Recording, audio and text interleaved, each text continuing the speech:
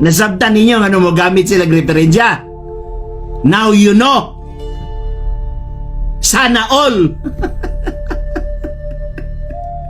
Sabtan ninyo kay ang mga referensya, mga contributor, mga Katoliko. Kadugayan nimong deny or kadugayan nimong limod sa usa ka dokumento or sa usa ka gitawag og baruganan nga diin gusto nimo ipagawas ang imuhang pangunahuna or ang imuha bitawng opinion unya supako nimo ang mga dokumento nga verified informations ang mahitabuan na mo na kag-awing-awing nganong mura makag-awing-awing kay kabalo kang tinuod na nya pagkahuman supak-supakon pagyud nimo. Okay, dirita sa gihimo ni Pastoy gitawag og Vacalares ingon pa niya bantong mo gamit sila og reference kay ang contributor ko no sa mga encyclopedias mga Katoliko daw.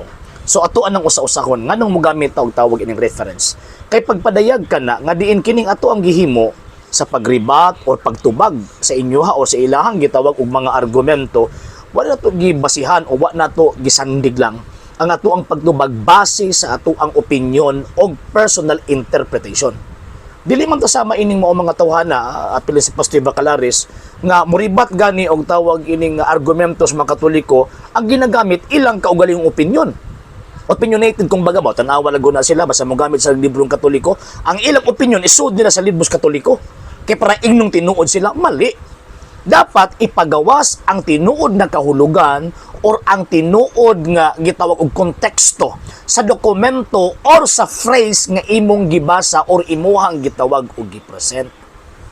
So karon ingon siya nga nganong mo gamit daw tawag ining reference kay di magud pwedeng mo hatag argumento niya atong gamiton kanang chismis ni Motoy. Kanang chismis nga but-but sa gitawag mga pastoy di gina pwede. Ikaduha nga point, ingon pa niya kay ang mga contributor daw gitawag og mga Katoliko. Kana nga statement usa ka nakadakong insulto alang ni adtong mga eksperto. Eksperto sa literatura, eksperto sa gitawag og kanang siyensya, kini manggong gitawag og history, apil man gud ni sa social science. So mo di pasabot, dili pwede nga maghatag ka or mag-contribute ka og tawag ining butang ang imo nag-contribute based lang sa imong opinion or base lang sa imuhang gitawag o gusto. So ang mga dagko nga mga publishing companies nga for example diya sila nagtrabaho or gi-hire sila as tawag ining contributor dili dawaton ang imuhang information nga imong i-provide ito nila para ilang i-publish. Nga naman kay makita man nila nga opinionated or tawag ining imo lang huna ang imong gibutang din nga wala kay klarong tawag ining ebidensya.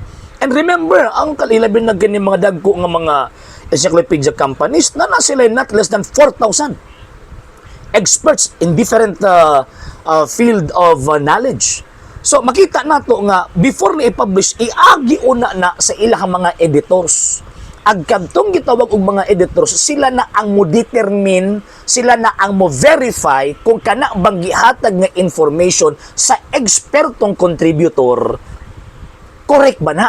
Munang ilahan ng i-verify by way of tawag ining to counter.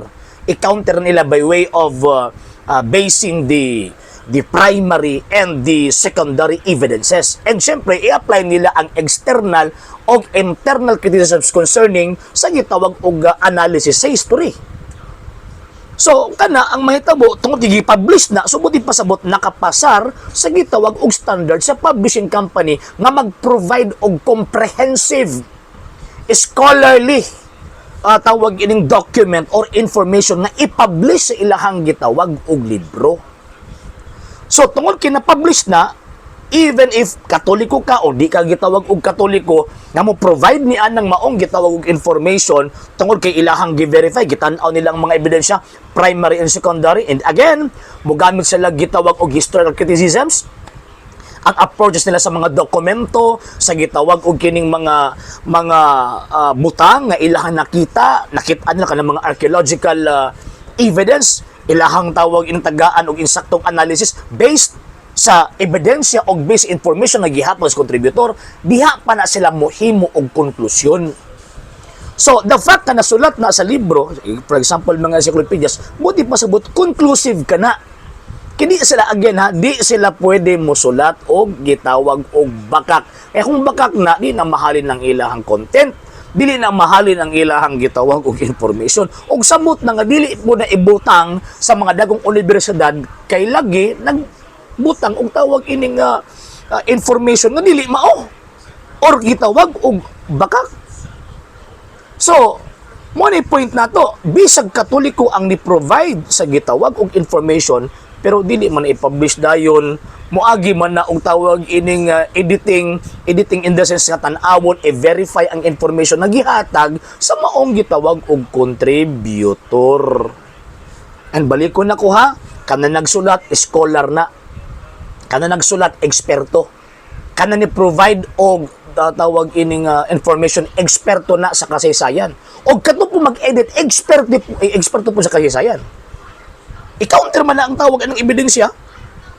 O the fact nga ilahang gi-approve subot pasabot tinuod ang maong gitawag information regardless kung Katoliko ba na o dili ang tawag ini nagsulat.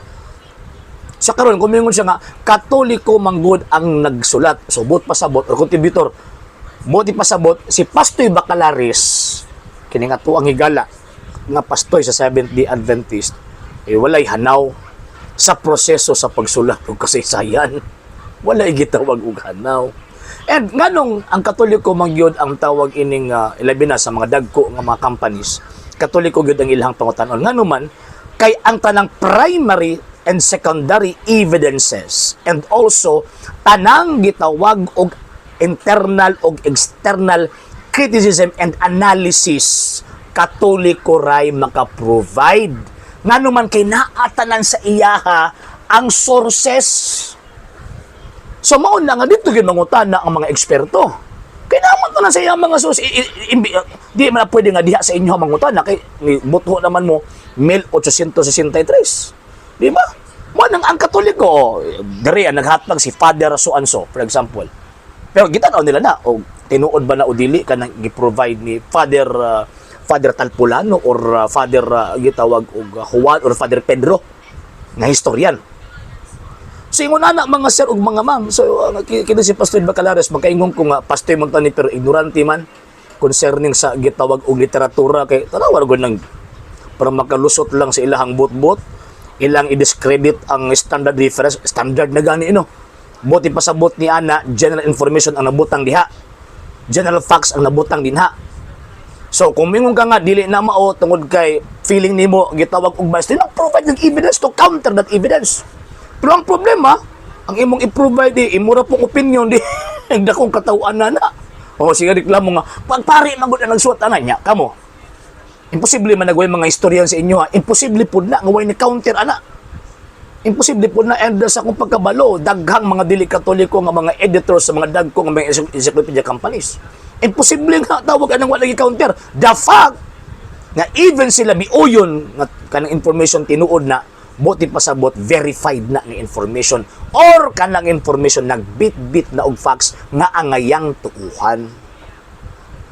So mo na magkatawa ko ning mga tawana para ingnon lang nga tawag ining rapong tinuod pero tanawang argumento sus Ginoo ko, is a fallacy of suppressing the facts. Nga naman kita nawara gisud ni yung una-una sa libro. dili na pwede. So kana mga sir mga dito pailad ini ning klaseng argumento sa mga pastoy nga way hanaw sa gitawag og literatura. Ambot kasi maka-question ta ng ilang eskwelahan ba nagtudlo ba nagtarong even history di natuuhan. Okay?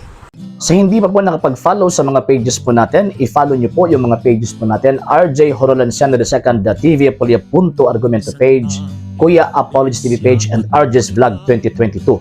And pwede rin po kayo mag-send po dyan ng Facebook stars. And also, sa atin po mga channels, sa hindi po nakapag-subscribe, i-subscribe po ninyo yung mga channels natin, Dalay Catholic, Apologies International Official, RJ Santo II.TV, Kuya Apologies TV, and Barrio Kawayan Religious Forum.